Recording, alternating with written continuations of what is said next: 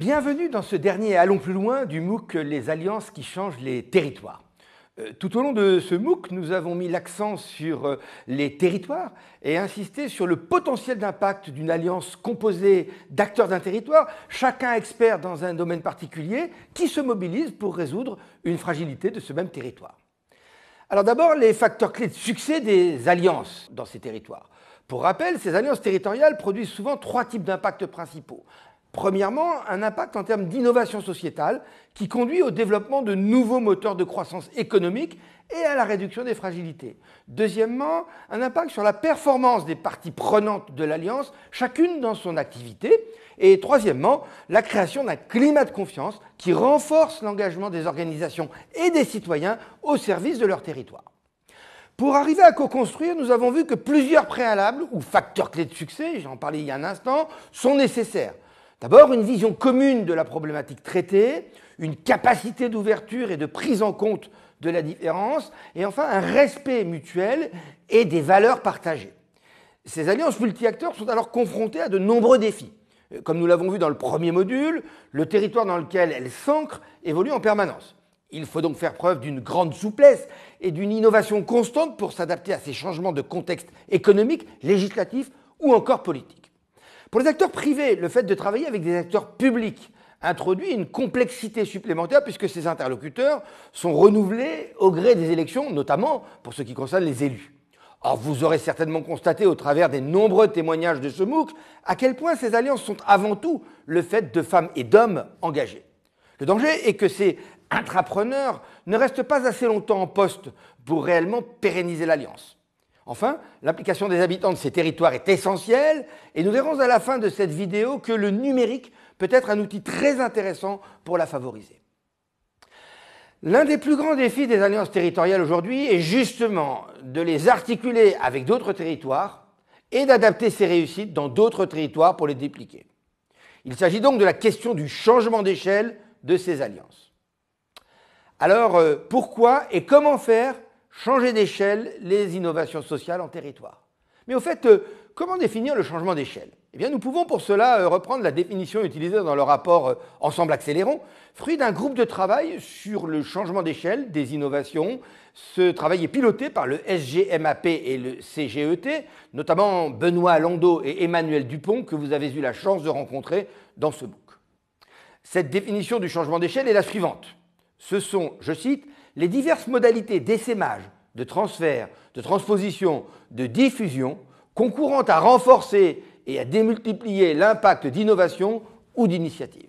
Il s'agit plus précisément de faire bénéficier d'autres acteurs et d'autres territoires d'une initiative ayant fait la preuve de son intérêt jusqu'au niveau où elle répond aux besoins. Pour aller plus en profondeur, reprenons la typologie développée dans l'ouvrage de référence réalisé par l'ESSEC, intitulé « Changer d'échelle, manuel pour maximiser l'impact des entreprises sociales » et que vous trouverez dans les ressources complémentaires de ce MOOC. Ce manuel, élaboré par la chaire entrepreneuriat social de l'ESSEC, met en avant 4 grandes catégories de changement d'échelle. 1. L'approfondissement, aussi appelé scale deep, qui consiste à faire mieux ce que l'on fait déjà en changeant le positionnement d'une activité pour mieux répondre aux besoins des bénéficiaires, par exemple. 2. C'est la diversification ou scale out, qui consiste à faire autre chose que ce que l'on fait déjà, c'est-à-dire étendre son champ d'activité à de nouveaux produits ou services. 3. La diffusion par duplication ou scale-up, c'est-à-dire faire plus que ce que l'on fait déjà en diffusant son modèle sur d'autres territoires. Et enfin, 4e modalité, c'est la diffusion par mise à disposition ou scale-across, qui consiste à faire à d'autres ce que l'on fait déjà. Ici, une structure fondatrice met à disposition son expérience pour que d'autres s'en emparent, avec ou sans contrepartie financière. Ce livre sur le changement d'échelle a été conçu à partir d'études de cas d'entreprises sociales, et l'on peut tout à fait imaginer une transposition de ce modèle aux alliances territoriales, puisque nombre d'entre elles sont justement des entreprises sociales. Mais au juste, pourquoi changer d'échelle? Pourquoi ne pas se contenter de voir émerger ces initiatives innovantes un peu partout sur le territoire? Eh bien, la première raison, et la plus évidente, est liée à la finalité de ces alliances territoriales. Ces alliances visent en effet à résoudre une problématique sociale, sociétale et ou environnementale majeure, comme l'insertion professionnelle quand on parle du collectif pour l'emploi, ou le recyclage, pour reprendre l'une des initiatives accompagnées par le dispositif Émergence. Ces problématiques peuvent être particulièrement présentes dans un territoire donné, mais on les retrouve également dans de nombreux autres territoires. La première raison de changer d'échelle est donc d'accroître l'impact social ou environnemental d'un projet et d'en faire bénéficier plus de personnes sur plus de territoires. Le changement d'échelle peut également permettre de créer un cercle vertueux entre acteurs de différents territoires qui peuvent ainsi s'enrichir et s'inspirer mutuellement. Et c'est in fine un moyen de garder la dynamique d'alliance vivante. Malgré toutes ces promesses, le changement d'échelle des alliances territoriales est encore très peu répandu pour plusieurs raisons. Premièrement, le phénomène des alliances territoriales est extrêmement récent. Or, le changement d'échelle implique que le projet, l'alliance, ait fait la preuve de concept et ait atteint un certain degré de maturité. Deuxièmement, les dispositifs de soutien au changement d'échelle sont bien moins nombreux et de loin que ceux encourageant la création d'initiatives innovantes. Les programmes d'accompagnement au changement d'échelle existants, comme le programme Scale-up d'Anthropia ESSEC, ciblent par ailleurs des entreprises sociales individuelles et non pas, pour le moment, des alliances multi-acteurs. Troisième raison, faire changer d'échelle des initiatives locales n'est pas forcément naturel, instinctif. Vous avez vu que la coopération entre des acteurs d'un même territoire qui partagent une proximité géographique et culturelle est déjà loin d'être chose courante et facile. Imaginez donc la difficulté que représente l'identification et la coopération avec des partenaires dans d'autres territoires. Les acteurs publics en particulier sont extrêmement cloisonnés, ce qui implique des coûts de transaction assez élevés pour diffuser une innovation d'un territoire à l'autre, d'un secteur à l'autre. Enfin, n'oublions pas qu'il existe une certaine concurrence entre les territoires, puisque chaque territoire cherche à être le plus attractif possible, en particulier vis-à-vis des entreprises et des citoyens. Alors, pour surmonter ces obstacles et réussir le changement d'échelle d'une alliance territoriale, les facteurs suivants sont essentiels. D'abord, avoir une stratégie de développement claire, élaborée et conçue en commun par tous les membres de l'alliance. Ensuite, deuxième élément important, avoir une mesure des résultats et de l'impact collectif de cette alliance pour s'assurer de son efficacité. Troisièmement, disposer des ressources humaines et financières suffisantes. Et enfin, quatrièmement, bénéficier de dispositifs d'accompagnement et d'un écosystème porteur, à la fois dans le territoire d'origine de l'alliance, mais aussi dans le territoire où peut se réaliser l'essaimage. Quoi qu'il en soit, le changement d'échelle n'est pas un processus linéaire. Il ne consiste surtout pas à plaquer un modèle existant à l'identique sur un autre territoire. Venons-en maintenant aux instruments et outils de financement permettant de démultiplier ces alliances. Ce sont des outils innovants. Et donc, nous allons pour cela nous intéresser à la notion de Social Impact Bond, ou titre à impact social, qu'a mentionné Hugues Sibyl dans son témoignage. Les SIB, Social Impact Bonds, sont des obligations dont le rendement dépend de l'efficacité et de l'efficience des politiques sociales qu'elles financent. Concrètement, les pouvoirs publics nomment d'abord ce que les anglo-saxons appellent un commissioner, un délégué, en lui fixant des objectifs à atteindre.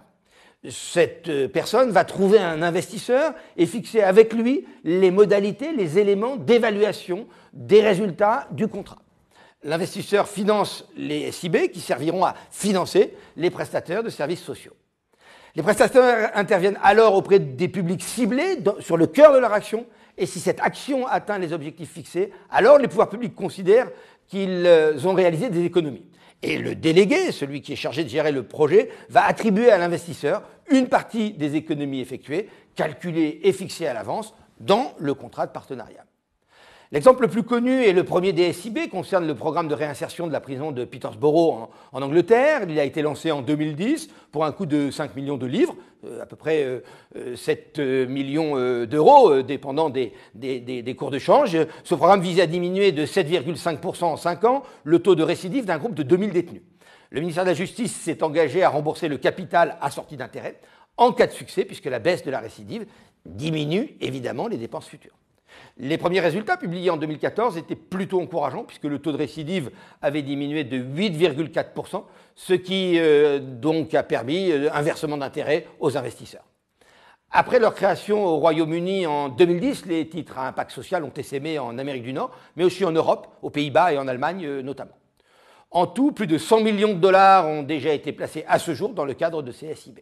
Je vous invite, pour en savoir plus sur cette modalité de financement très innovante, à vous référer au MOOC La finance qui change le monde, innové dans l'impact investing, qui est également en ligne sur Coursera.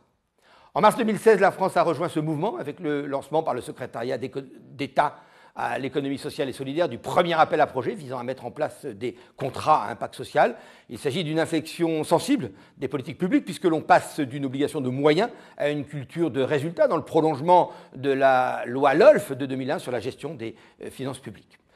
Il faut savoir que les contempteurs de ces titres à impact social craignent deux choses, qu'ils accélèrent le désengagement de l'État et de la puissance publique, ou qu'ils ne financent que des programmes relativement peu risqués afin d'assurer un retour sur investissement suffisant.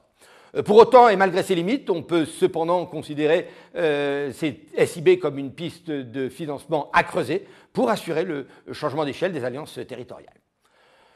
Pour terminer, le numérique constitue un autre outil très utile pour développer ces alliances. D'abord parce qu'il permet de mobiliser les citoyens, que cela soit au travers de forums permettant de récolter leurs attentes, et ensuite parce que les outils numériques permettent aux citoyens d'être acteurs à part entière de ces alliances, au travers du crowdfunding notamment.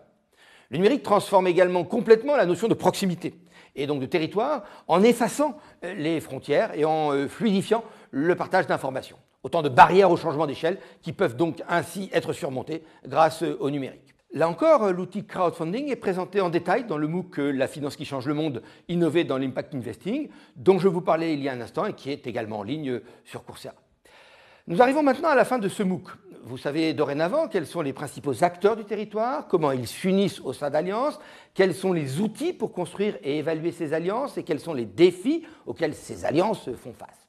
Alors que vous soyez chef d'entreprise, fonctionnaire, dirigeant d'association ou citoyen, à vous maintenant de rejoindre ce mouvement. Allez à la rencontre des autres acteurs de votre territoire et partagez-leur vos idées pour le transformer. Car nous en sommes convaincus, chacun peut faire partie d'une alliance qui change les territoires.